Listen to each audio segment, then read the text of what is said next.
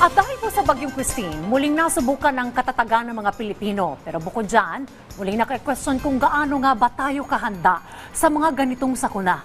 Yan pong tatalakay ni Professor Antonio Contreras sa Punto de Vista. Professor. Maraming salamat na yan at magandang umaga. Paano ba tayo dapat maging handa sa mga katulad ng nangyari ngayong bagyo? Sa mga sakuna na di natin alam kung gaano kalakas ang ulan.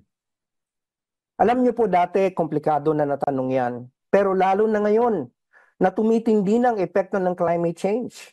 At ang mga ulan ay palakas na ng palakas at ang mga bagyo ay palakas na rin ng palakas. Paano tayo maghahanda? Lahat dapat naghahanda dito. At kasama na sa paghahanda, ang pagkaroon ng kamalayan na nababago na ang panahon. Nagbabago na ang klima. At dapat dito nakikinig tayo sa science, hindi sa kung anong sabi-sabi. Ang pamahalaan dapat nire-calibrate na ang mga responses. Yung mga dati nang ginagamit ating formula sa paghanda ay dapat na sigurong i-re-examine. Sapagkat katulad ngayon, nakita natin mahina lang naman talaga kung titingnan natin ang bagyo na si Christine, kung titingnan natin sa hangin. Subalit ang ulan ay hindi expected. Maraming lugar sa Bicol ang nagsasabi na dati hindi sila binabaha ay binaha na ngayon. Katulad sa Batangas, ang Lipa City. Dati hindi binabaha ang mga lugar dyan, ngayon bahang-baha.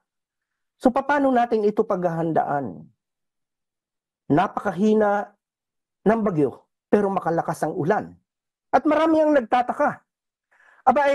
Ang sentro ng bagyo ay nasa Isabela, pero ang hangin, damang-dama sa Laguna.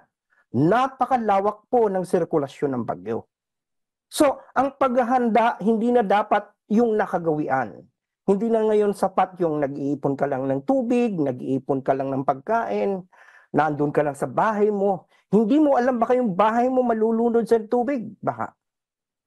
Ang pamahalaan dapat tinitingnan na yung prepositioning ng mga relief goods. Saan mo yung ilalagay? Baka ilalagay mo yun sa mga lugar na babahain din.